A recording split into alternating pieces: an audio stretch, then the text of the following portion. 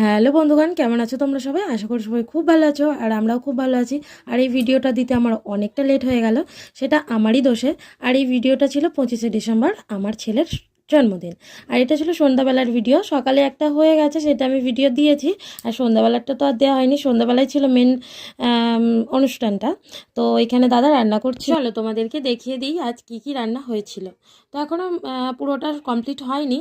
তো এখানে দাদা এখন আলুর দমটা বানিয়ে দিয়ে রেখেছে। আজকে ছিল আলুর দম, veg pakora, fried rice, chicken আর চাটনি, পাঁপড়, মিষ্টি, বাস এগুলোই ছিল। আর এটা হলো আমাদের বড় মা কিন্তু।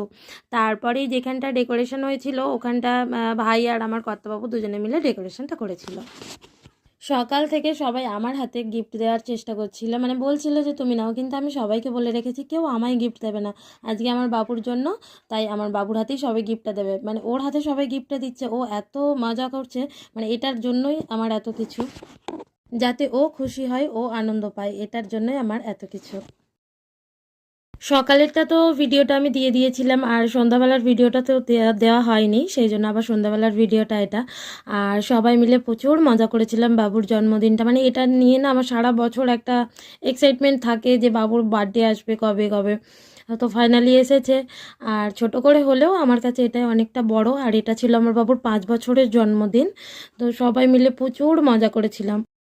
কেকটা কেটে আমি সবার মুখে দিয়েছি, মানে সবাই এটা খুব পছন্দ করে, মানে আমি ওদের সবাইকে খাইয়ে দিয়েছি। এই ব্যাপারটা মানে আমার নিজেরও ভালো লাগে, ওদেরও খুব ভালো লাগে। আর সেই দিনকে ছিল মানে আমার ননদের মেয়ে, মানে আমারও জামাইয়েরও ছিল জন্মদিন। তো সেই দিনকে বাবুর জন্মদিনের কেক কাটার পরে আমার মানে জামাইয়েরও জন্মদিনের কেকটা কাটা হয়েছিল।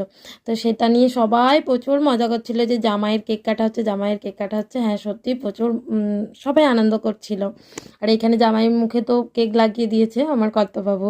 একই দিনে যখন দুটো আনন্দ হয় তখন কতটা মজা হয় তোমরা বুঝতেই পারছো।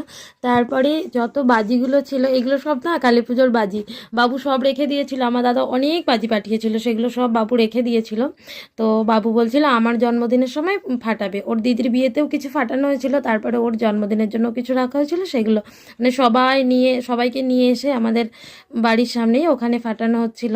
আর সবাই খুব আনন্দ করছিল, এটা নিয়েও আর একটা মানে আনন্দ যে বাজি পোড়াবো।